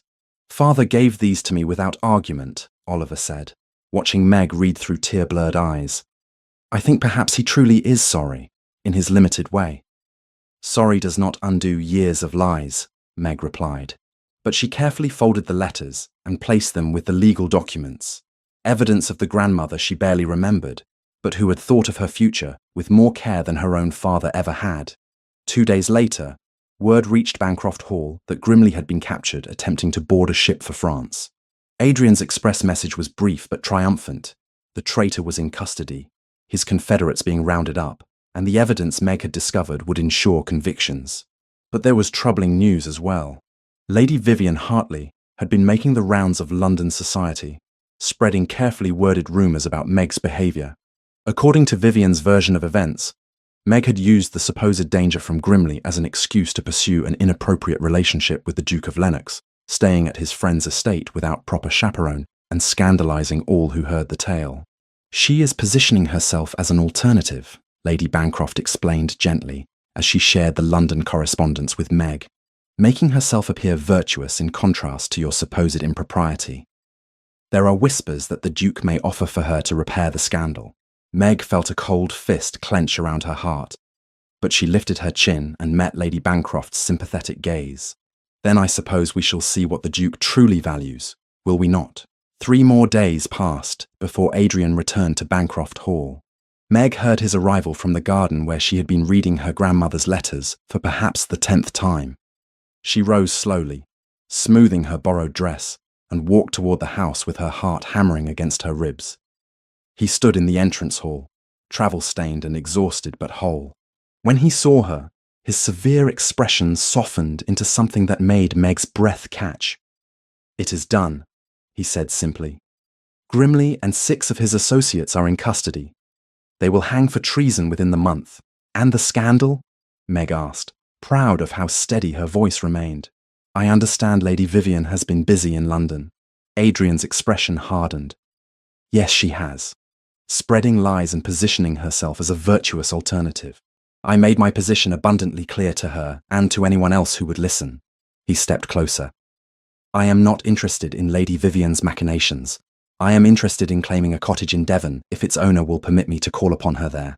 Meg felt the tight band around her chest finally loosen. "I believe that could be arranged, Your Grace." "Adrian," he corrected softly. "Always Adrian. To you." In the doorway, Oliver cleared his throat meaningfully. "Perhaps I should mention that our father has returned to Fairholme Manor, thoroughly chastened and considerably sobered by recent events. He has asked me to convey that Meg is welcome to do whatever she wishes with her property and her future, and he will not interfere." "How magnanimous," Meg said dryly. "It is a start," Oliver replied with a slight smile. "Small steps toward becoming less insufferable." That night, Meg lay awake in her borrowed chamber, thinking about the future that had seemed impossible mere weeks ago. She owned property, she had independence, and a duke wanted to court her despite scandal and society's disapproval. It was, she thought, far more than she had dared to hope for when she had set out to marry Tobias Grimley. Sometimes the worst decisions led to the best outcomes, though the path between the two was rarely straight or easy.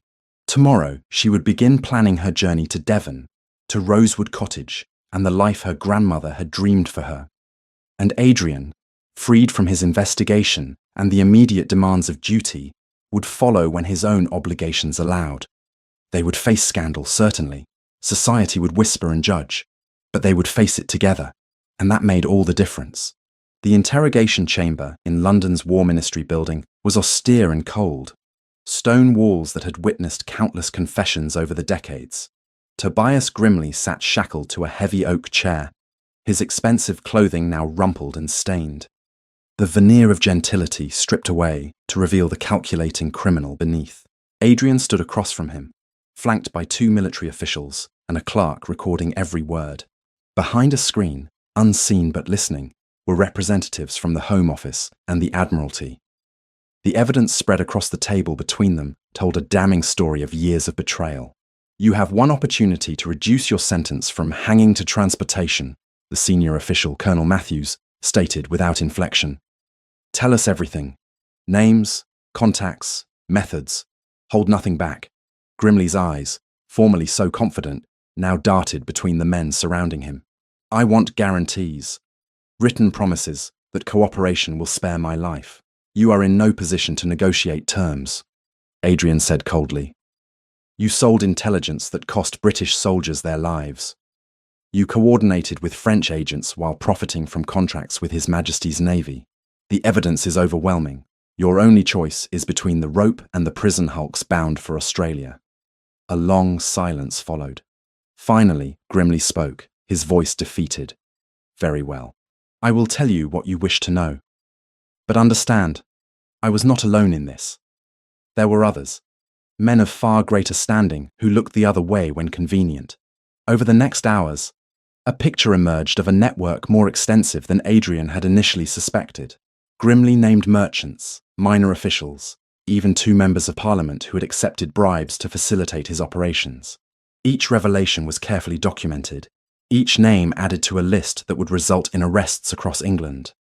"And Viscount Fairholme?" Adrian asked when Grimley paused to drink water. What was his role? Grimley's expression twisted into something bitter. The Viscount. He knew nothing of the espionage.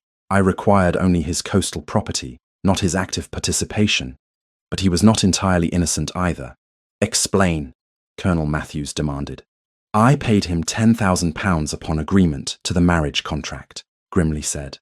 "When he asked about the source of my wealth, I told him plainly that my business methods sometimes operated in grey areas of the law, smuggling primarily, avoiding customs duties. He did not press for specifics because he did not wish to know. Willful ignorance, gentlemen. He took my money, knowing I was not entirely legitimate, choosing not to examine too closely what crimes his future son-in-law might be committing." Adrian felt fury rise in his chest. Edmund Fairholme had sold his daughter to a criminal, taking money he suspected was ill-gotten, all to clear his gambling debts. The man's cowardice and selfishness exceeded even Adrian's cynical expectations. "That will be noted in the record," Colonel Matthews said. "Though without direct knowledge of the espionage, the Viscount faces social ruin rather than criminal charges." 3 days later, Grimley was formally convicted of high treason and espionage. The sentence was transportation for life to the penal colonies in Australia, a mercy granted only because his cooperation had led to the arrest of 17 other conspirators. He would never see England again. Adrian departed London immediately, exhausted but determined to return to Bancroft Hall and to Meg. The journey took 2 days, and he arrived to find Sir William waiting with unexpected news. "She has gone," Sir William said without preamble. Lady Marguerite departed for Devon 3 days past to claim her cottage. Adrian felt the news like a physical blow. "She left? Without word?" "She left this for you," Lady Bancroft said, emerging from the drawing room with a sealed letter. "And she asked that we tell you she wishes you well in all your future endeavours." Adrian broke the seal with hands that trembled slightly, despite his attempt at composure. Meg's handwriting was elegant and precise, each word carefully chosen. "Your Grace, by the time you read this, I shall be establishing myself at Rosewood Cottage. I have decided that after years of waiting for circumstances to improve, for others to make decisions about my future, I must finally claim the independence that has been denied me. I am grateful for your protection and assistance during the investigation of Mr. Grimley. Your courage and honour are beyond question. However, I believe it best that we do not continue our association. The scandal surrounding my near marriage to a traitor will follow me for years. You do not need such complications in your life. Please accept my sincere wishes for your happiness and success.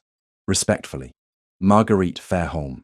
"She is protecting you," Lady Bancroft said gently, reading Adrian's expression. "From scandal, from society's censure. She believes she is doing you a kindness." "She is being foolish," Adrian replied, though his voice lacked conviction. Was she wrong? Society would judge her harshly. His association with her would raise eyebrows, invite speculation. A duke was expected to marry appropriately, not to pursue a woman tainted by scandal. Or perhaps, Sir William suggested, she is giving you an escape from obligation, testing whether your interest survives her absence. Adrian folded the letter carefully. She told me she was tired of waiting for others to determine her future. I should respect that decision. Should you? Lady Bancroft challenged. Or should you fight for what you want, as you fought against those bandits on the road, as you fought to bring Grimley to justice? Adrian, I have known you since you were a young lieutenant. You have never backed away from a challenge. Do not start now. Before Adrian could respond, Oliver arrived from Cambridge, his expression stormy. Where is Meg? I received her letter saying she had departed for Devon, but she gave no precise direction. Ashwood Village, Lady Bancroft said. The cottage is called Rosewood, about 2 miles south of the village proper. I helped her make arrangements with the property steward before she left. Oliver rounded on Adrian. You let her go alone? After everything that happened, after Grimley and the danger, you allowed her to travel to a remote cottage by herself. Your sister made her choice, Adrian replied, though the accusation stung. I cannot force her to accept protection she does not want. Cannot or will not, Oliver challenged. Meg has spent her entire life sacrificing for others, for our father, for me, for the family name. She finally claims something for herself, and you let her walk away without fighting for what you both clearly want. Oliver, Lady Bancroft cautioned. You overstep. No, the young man insisted. Someone needs to speak plainly. Meg deserves more than polite distance and noble restraint. She deserves someone willing to brave scandal and society's judgment because she is worth it. He turned back to Adrian. Are you that man, Your Grace? Or are you simply another person who takes what Meg offers and gives nothing meaningful in return? The accusation struck home with uncomfortable accuracy. Adrian had accepted Meg's courage when she faced Grimley's men, her intelligence when she discovered the hidden documents, her resilience through interrogation and flight. But when she needed someone to fight for her, to prove that she mattered more than propriety or reputation, he had allowed her to leave. Where is Lady Vivian Hartley currently residing? He asked Sir William abruptly. Still in London, I believe. Why? Because I have unfinished business there before I can properly pursue anything else, Adrian replied. He departed for London within the hour, riding hard through the evening and arriving at his own townhouse well past midnight. The next morning, he sent a carefully worded note to Lady Vivian, requesting an interview at his residence that afternoon. She arrived precisely on time, dressed in a gown of pale pink that emphasized her beauty, her expression one of carefully calibrated hope and modesty. Your Grace, she said, curtsying deeply, I was so pleased to receive your invitation. I have been hoping we might speak privately about recent events. Indeed, Adrian replied, gesturing for her to be seated in his formal drawing room. There are matters that require clarification. Of course, Vivian said, settling herself with practiced grace. I imagine you wish to discuss Lady Marguerite's unfortunate situation. Such a scandal, though of course she could not have known about Mr. Grimley's true nature. Still, society will talk. Society, Adrian observed, talks about whatever fuel it is fed. I understand you have been quite generous in feeding it details about Lady Marguerite's conduct. Vivian's smile faltered slightly. I have merely answered questions put to me honestly. People naturally wish to know what occurred. You have spread carefully worded lies suggesting Lady Margaret used the danger from Grimley as an excuse to pursue an inappropriate relationship with me, Adrian said flatly. You have positioned yourself as a virtuous alternative to her supposed impropriety. I want to know why. The pretense dropped from Vivian's expression, replaced by cold calculation. Because it is true, is it not? She stayed at your friend's estate without proper chaperone. She travelled with you unchaperoned. Whatever her reasons, the facts remain scandalous. The facts, Adrian replied, his voice hardening, are that Lady Marguerite escaped from a traitor's household, with evidence that led to 17 arrests and prevented further British casualties in our war effort. The facts are that she showed courage and intelligence while you spread malicious gossip for personal gain. Personal gain, Vivian repeated, feigning innocence. You wish to be a duchess, Adrian stated bluntly. You see an opportunity in Meg's scandal. You think if you damage her reputation sufficiently, I might turn to you as an acceptable alternative. Vivian straightened, abandoning all pretense. And why should I not? Duchesses are rare, Your Grace. You need an appropriate wife, someone society will accept without question, someone beautiful, well-connected, without scandal attached to her name. I could be that for you. You could be nothing to me, Adrian said coldly. I admire courage, intelligence, integrity. You possess none of these qualities. You are a social climber willing to destroy another woman's reputation for personal advancement. That is not the character of a duchess. That is the character of someone I want nowhere near my life or my name. Vivian's face flushed with anger and humiliation. You would choose a scandalous nobody over me, over everything I could bring to your position. Without hesitation, Adrian confirmed. And I will make my choice known to London society before the week is out. Now, I believe this interview is concluded. After Vivian departed, her fury barely contained, Adrian sat in his drawing room contemplating his next move. Oliver was right. Meg deserved someone willing to fight for her, scandal and all. She deserved more than careful distance and noble restraint. She deserved everything he had to offer, if she would still accept it.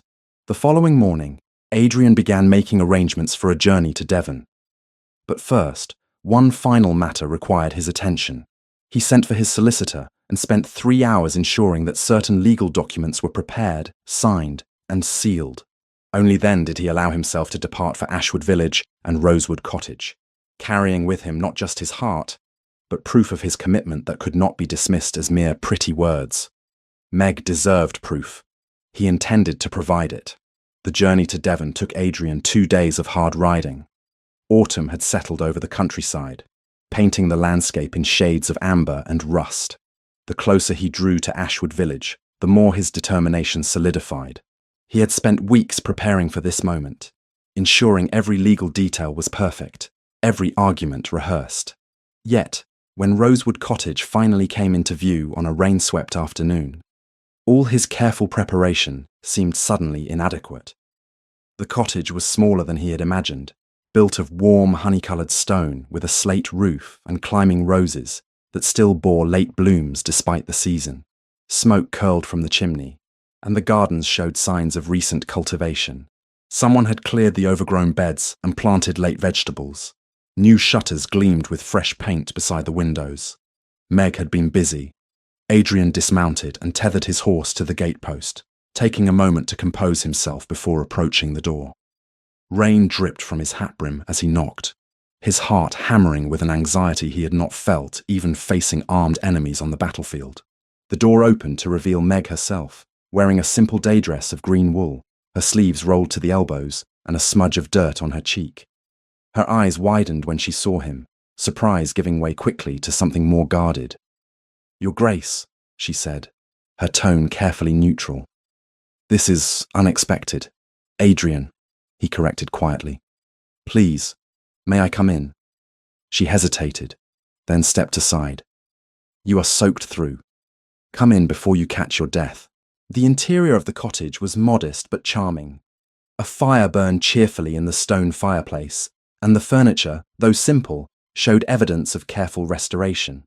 Bundles of drying herbs hung from the ceiling beams, filling the air with the scent of lavender and rosemary.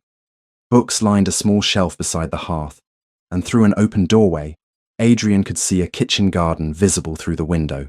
"You have made it beautiful," he said, meaning it.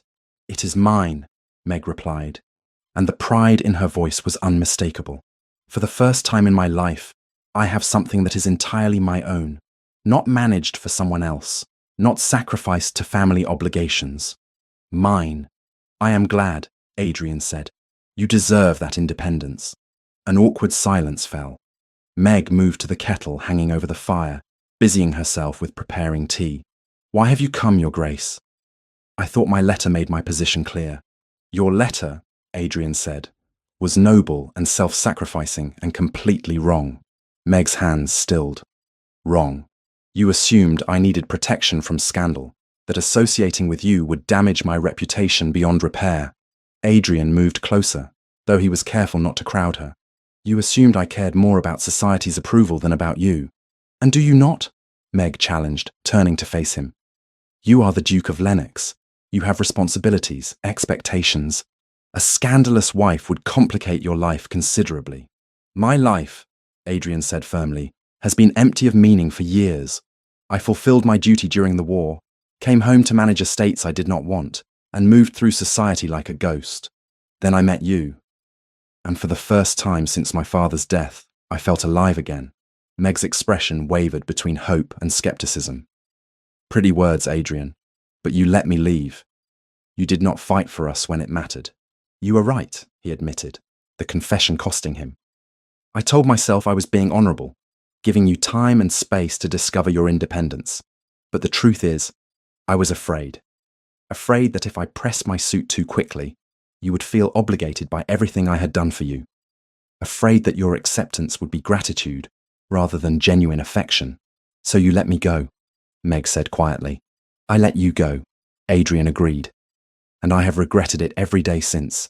Oliver visited me at my London residence 3 weeks past. He informed me, in language considerably more colourful than I will repeat, that I was a fool and a coward. He was correct on both counts. Despite herself, Meg smiled slightly. That sounds like Oliver. He also told me that you have been building a business here, herbal remedies for the village, medicinal preparations, that you have hired 2 local women to help with cultivation and processing, that you have become an integral part of the community in mere months. Oliver talks too much, Meg said, but without heat. He loves you, Adrian replied. As do I. The words hung in the air between them, simple and devastating. Meg drew a shaky breath. You cannot know that. We have known each other such a short time, and most of that time was spent in crisis. I know, Adrian said, closing the distance between them, that your courage inspires me, that your intelligence challenges me, that your strength humbles me. I know that I think of you constantly, that I measure every woman I meet against you and find them all wanting. I know that I do not wish to spend another day without you in my life. Meg's eyes glistened with unshed tears. The scandal will not disappear simply because you wish it. Society will judge us both. Then let them judge, Adrian said. I have already made my position clear to anyone who will listen. Lady Vivian attempted to position herself as an alternative to you. I informed her publicly that she possessed none of the qualities I admire in a duchess. You did what? Meg gasped. I also, Adrian continued, reaching into his coat, instructed my solicitor to prepare these documents. He withdrew a leather portfolio and opened it on the small table. Inside were several legal papers, all bearing official seals and signatures. This, he explained, pointing to the first document, is a deed of gift making Rosewood Cottage and all its lands your property absolutely and irrevocably, with no claim upon it by any husband you might marry. It cannot be sold, mortgaged, or seized for debts. It is yours alone, forever. Meg stared at the document, her fingers trembling as she touched the heavy paper. This second document, Adrian continued, establishes an independent income for you of £2,000 annually, again protected from any claim by marriage. You will never be dependent on anyone's goodwill or charity, including mine. Adrian, this is too much, Meg whispered. It is not enough, he countered. You asked me once if I came out of guilt or love. This is my answer. I am not offering you marriage because I feel obligated to protect you from scandal.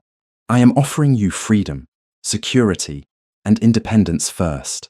Only after you have those things, only when you know you need nothing from me, do I dare ask if you might want me anyway. Tears spilled down Meg's cheeks.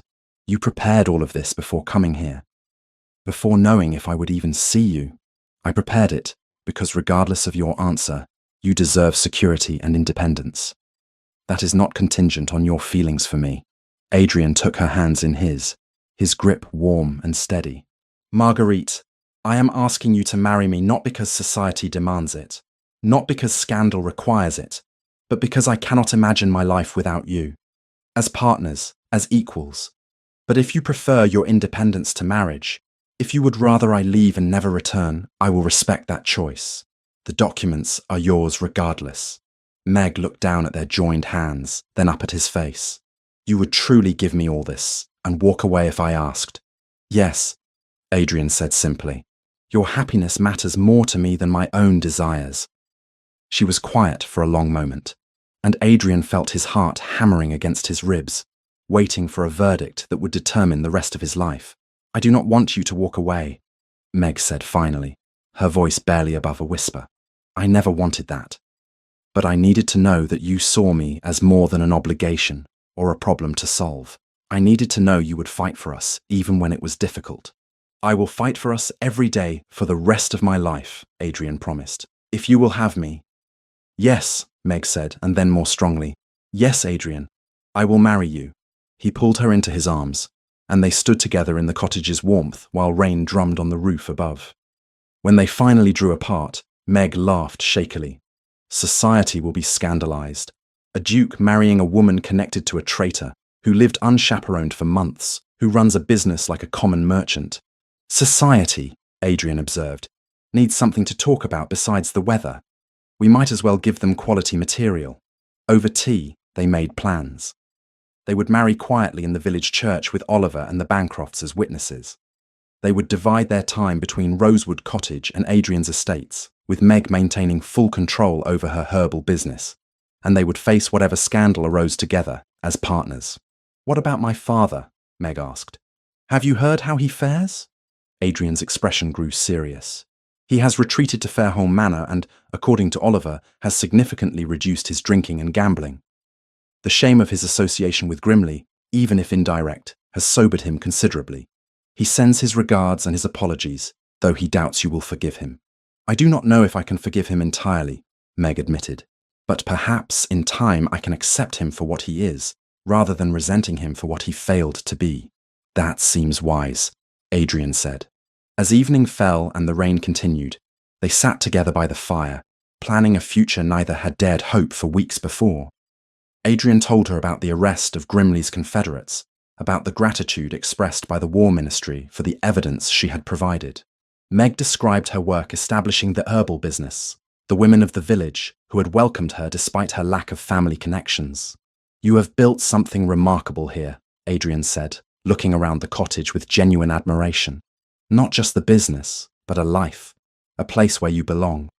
I did, Meg agreed, but I find I would rather share it than experience it alone. Is that weakness, do you think? After fighting so hard for independence? No, Adrian replied, drawing her close. That is strength. Independence means having the freedom to choose. You are choosing partnership, not accepting it from desperation. That makes all the difference.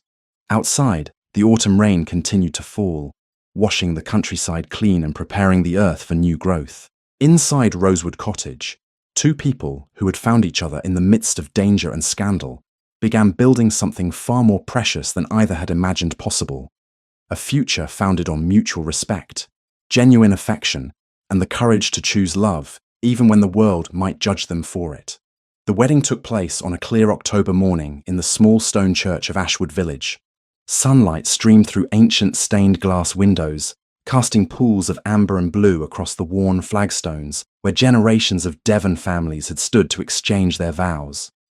Meg wore a gown of ivory silk, simple in design, but exquisitely tailored, with lace at the cuffs that had belonged to her late mother.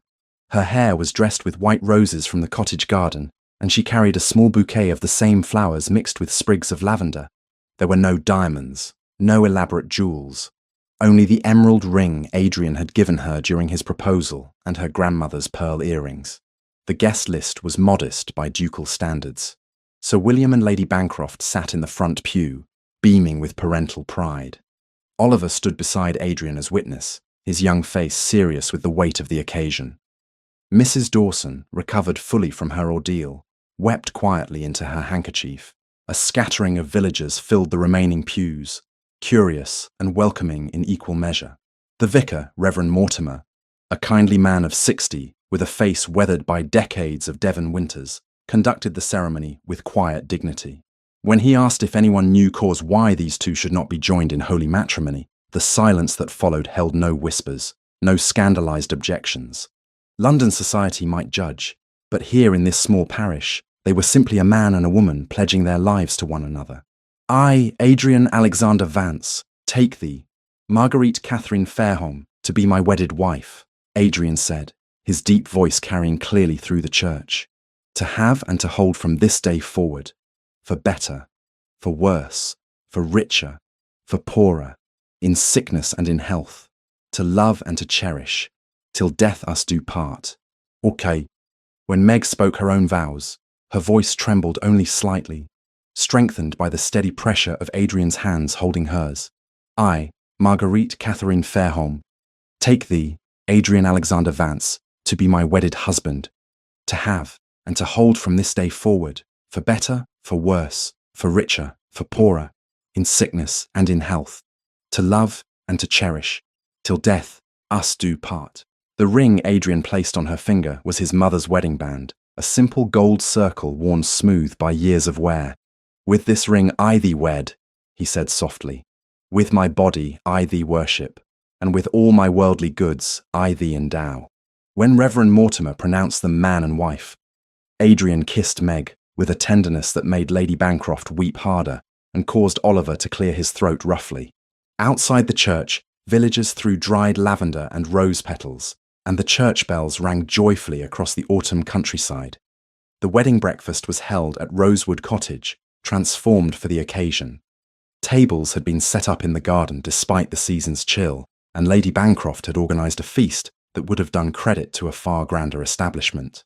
There was roasted chicken and fresh bread, apple tarts and honeyed cakes, local cheese and autumn vegetables prepared simply but well. To the Duke and Duchess of Lennox, Sir William toasted, raising his glass. May their marriage be blessed with joy, prosperity, and the courage to face whatever challenges lie ahead. And may they always remember, Lady Bancroft added with a warm smile, that love built on mutual respect and genuine affection is worth more than all the approval society can bestow. As the afternoon wore on, Adrian and Meg slipped away from the celebrations to walk alone in the cottage gardens. The roses still bloomed despite the advancing season, their petals scattering in the gentle breeze. "Are you content?" Adrian asked, drawing Meg close against his side. "More than content," she replied. "Happy, genuinely, impossibly happy." They returned to London 2 weeks later to fulfill Adrian's obligations to his estates and position. The arrival of the new Duchess of Lennox created exactly the stir Meg had anticipated. Invitations arrived by the dozens, some genuinely welcoming, others clearly motivated by curiosity about the scandalous bride. Lady Vivian attempted one final social ambush at a musicale hosted by the Countess of Westfield. She positioned herself near the entrance, resplendent in crimson silk, her expression arranged in sympathetic concern, as Meg and Adrian arrived. "Your Grace," Vivian said, addressing Adrian while pointedly ignoring Meg. "How brave of you both to appear in society so soon after." "Everything. After our marriage, you mean?" Adrian replied coolly. "I find nothing brave is required when one is genuinely happy." "Of course," Vivian continued, turning her attention to Meg with false sweetness. "Though I confess myself surprised that a duke's wife would continue operating a commercial enterprise. Selling herbal remedies seems so very common. My wife," Adrian said, his voice taking on a dangerous edge, "is the most accomplished woman of my acquaintance. She manages both a successful business and my estates with equal skill. I consider myself fortunate that she agreed to marry me, despite my considerably less impressive credentials." The deliberate reversal of expected dynamics left Vivian momentarily speechless. Several nearby guests who had been listening with poorly concealed interest now regarded Meg with new respect. "Lady Vivian," Meg said quietly, "I bear you no ill will. Your concern for Adrian's reputation is noted if unnecessary, but I would appreciate if future conversations between us could be conducted with honesty rather than veiled hostility. Life is too short for such games." Boo! The directness of Meg's words, delivered without malice but with absolute firmness, effectively ended Vivian's social campaign. Within weeks, other topics displaced the scandalous Duchess in London gossip, and Meg found herself increasingly accepted by those whose opinions actually mattered. The reunion with her father occurred on a grey November day at Fairholme Manor. Viscount Edmund Fairholme had aged considerably in the months since Meg had last seen him. His face was thinner, the dissipation of previous years replaced by something approaching sobriety and regret. "Meg," he said when she entered his study, rising awkwardly from behind his desk. "Thank you for coming. I was not certain you would. I came because Oliver asked me to." Meg replied honestly. "Not because I have forgotten what you did." Her father nodded, accepting this without argument. "I do not expect forgiveness. What I did, sending you to Grimley, lying about your inheritance, all of it was inexcusable. I was a coward and a failure as a father." "Yes," Meg agreed. "You were." The blunt acknowledgement seemed to pain him more than any accusation might have. "I have begun making changes. No more gambling. No more drinking beyond a single glass of wine with dinner. I am attempting to manage the estate properly for the first time in years. It is little enough, but it is something.